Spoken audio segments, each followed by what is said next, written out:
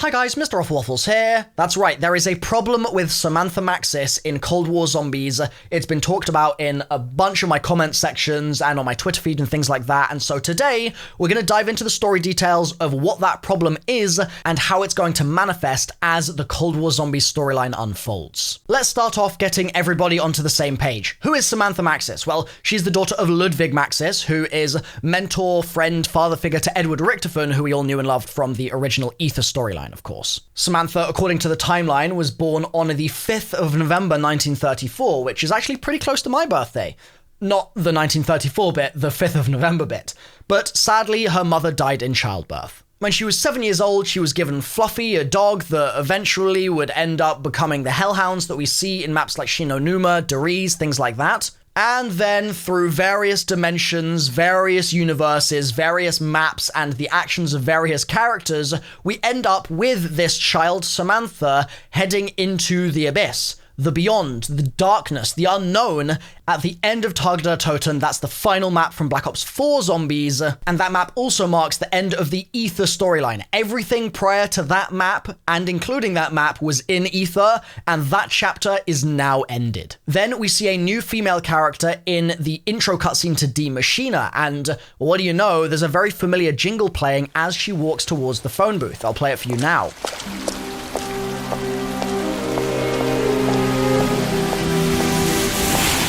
And yes, if you're wondering, that is indeed Samantha's theme that we heard throughout all those Ether maps in the past. So that's a nice callback. She steps into the phone booth and she types out a number to ring up Weaver, who's at Langley, in a CIA monitoring building, basically keeping tabs on world events in case Requiem, this new group that we're getting to know, need to help out in any kind of outbreak situation that might at any time pop up somewhere on Earth. And it turns out the number that she dials is actually just a spelling of her own name. Like, she types out Maxis, which is a pretty awesome little Easter egg for Zombies fans as well. She's in East Germany at this point, it's worth noting, and I also think it's important to say that the quote that she says towards the end is very reminiscent of things that we've heard in Zombies in the past from some other characters too. This is the only way. It is the only way. So it's Samantha Maxis, she's an adult, she's her German version of herself instead of her American version of herself, and we'll talk about that a little bit, and she is sending Weaver this leaked information from the KGB about this outbreak that's been going on in presumably Morasko, Poland, which is where we think Die Maschine is taking place. Now, for some people, the fact that it's her German version rather than her American version is an issue, but as far as my understanding of Samantha and her corruption in the house with Dr. Monty goes, that isn't a problem at all. It's actually exactly what we would expect here. Now again, I'm conscious that Cold War Zombies has a lot of newer players coming in who don't know the in-depth details of the previous story, so I'm going to rehash some stuff here. If you already know this, feel free to skip forward in the video about a minute. Basically, there was a house which was under the control, you could say, of this guy called Dr. Monty, who was basically God in the zombie story, except he was definitely a bad guy, and he was sort of also an alien worm with really big teeth as well. It's a long story, but essentially all you need to worry about right now is that Monty had control of this house, which he was using to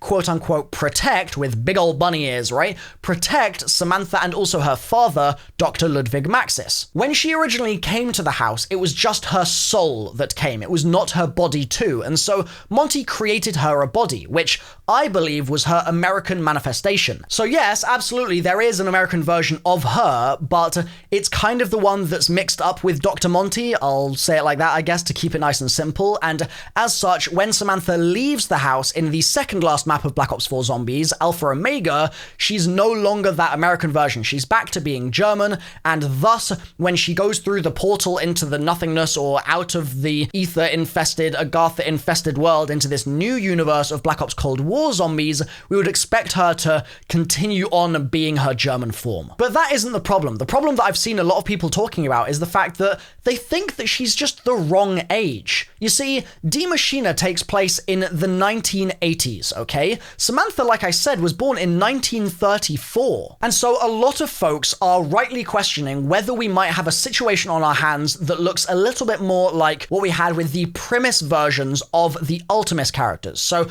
I want you guys to cast your mind back to the original Black Ops 1 versions of Takeo, Nikolai, Dempsey, and Richtofen, okay? We had those versions of those characters, and they were all born at a certain time in history, right? But then we got new, young versions of those exact same characters, those same souls, if you will, in Origins for the first time, and their birth dates had changed. They were slightly different versions of those same souls, with different environmental circumstances, or just randomness, Brownian motion affecting the way the universe was working out, I don't know, causing them to be born earlier on in history. So with that in mind, we can use that as an explanation for the fact that Samantha in 1934 is born, in 1942, when she gets fluffy, is only 7 years old, and then you go through to the 1980s when Die Maschine takes place, and she should be pushing 50, and yet she looks to me like she's maybe, I don't know, late 20s, early 30s? Like, I don't think this is a 50-year-old woman by any means. I mean, maybe I'm wrong, but it doesn't look like it to me. This will be interesting, actually. Leave a comment with your guess for how old Samantha is in Die Maschine. So if we run with the assumption that she isn't 50, she's younger somehow, we need an explanation for how that is the case. And that thing I just mentioned with the Primus and Ultimus crews of Takeo, Nikolai, Dempsey, Richtofen is something that you could apply here. Maybe there is, in this universe, a new Samantha that is born into that world that isn't born in 1934 and instead is born maybe, for example, in 1954. That would put her at about 30 years old, give or take, in Die Maschine. There are other theories that are really important to address though, and one of them, I think the most common one, is that simply when she came out of the portal in the ending of Tag der Toten, or I don't know if you want to call it a portal, when she came out of the abyss, when she came out of the darkness of the ending of Tag der Toten and entered into this new world that those characters thought they were creating, free of Ether and Agartha, maybe she just popped out at a different point in time. And while I do think that's possible, I think that it's important we consider how dark ether seems to work if we're going to run with that theory. In Die Maschine, we can see that there are weird aspects of the map, these dark areas and things like that, which appear to be a dark ether version of the base map, or at least that's what it seems like to me. There are spores everywhere, like floating up out of the ground really strangely. It's dark, but the map geo is the exact same. I don't think there's going to be a day-night cycle in zombies now. I mean, they could do that. That would be really cool, but I think the more likely thing is that the reason, for example, that tank is floating in the air and there are jellyfish now as well, is that the dark ether somehow is like a toggle that you can turn on and off inside the map. And if that's the case, we have questions we need to ask ourselves about how that affects time. If this is something we can turn on and off, right? When we're in the dark ether version of the map, are we still going through time in the light ether version of the map, in the normal version, or whatever you want to call it, the post-ether version? Is there any kind of relativity effect or any kind of time dilation that is going to be present here that's going to cause things to shift from what we would expect? And if there is that a mechanic that we might be using in the Easter egg, for example? That's a question for another video, though. The reason this is relevant is as follows. It requires a bit of sort of physicsy thinking, so bear with me here, okay? If in the dark ether, time runs slower in some way relative to in what I'm going to call the light ether, basically this new world, right?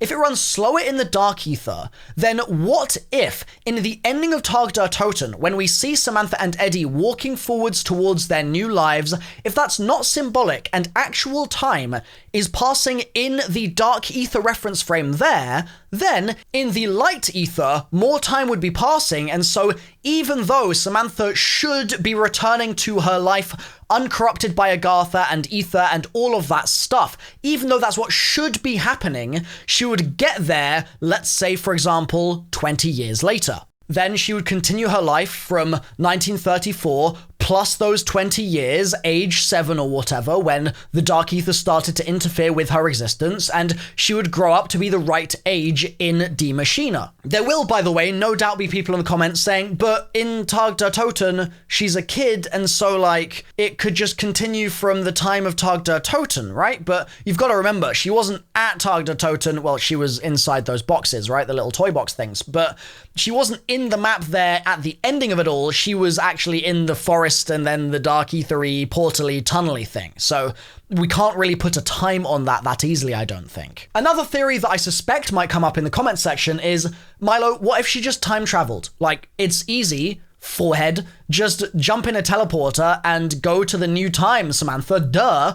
But you guys have to remember that the entire point, like I just said, of all of the actions of the Ether story was for our characters to cleanse the singular world that Sam now occupies of all things related to Ether, Agartha, and by association, time travel. And so what I think Treyarch are going to do is, I think they're going to reintroduce concepts like time travel in the future of this new storyline in the Dark Ether, but I definitely don't think they're going to do that straight away. I don't think they're going to jump straight in with, yeah, Samantha just skipped a few years by jumping in a pocket teleporter. Like, I don't see that happening, because the way I see this is that they're soft resetting things here. They're acknowledging that old canon is canon, but they are bringing us into a new chapter of the story.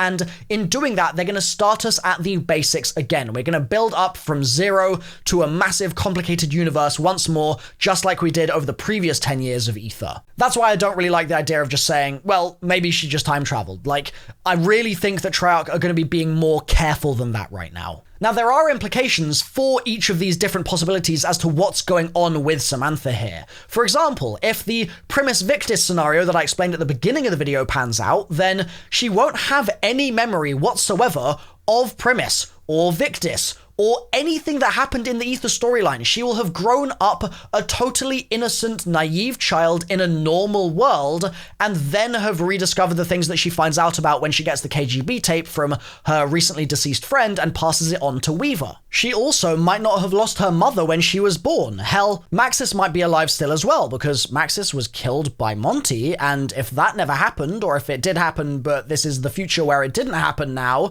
then maybe Maxis will be back. In that version of events, this is all going to be new to her, and it's going to be really cool seeing her rediscover those things that we as fans already know that she's experienced in another life, in another world, in another multiverse. But if she's come out of the Tag der Toten portal thing, tunnel, whatever you want to call it, and used that somehow by being in the Dark Ether there temporarily as a vehicle to travel forward into the future, then she is more likely to remember all that stuff in the past. And the question then becomes, is that going to be something that she knows was real? Is she old enough to know that, yes, that was all actually happening to her? Or in her head, was that all just a really awful dream? We'll no doubt at some point see Samantha kind of interrogated by Weaver saying, like, how do you know all this? Or, like, what's going on? Can you provide more info? And if Sam remembers her past, she's going to be able to conjure up some of those facts and present them to Weaver for the first time. But then there's the question of, is Weaver going to even believe her? Is it even possible for her to remember things? Or would her coming out of the portal have wiped her memory? Like,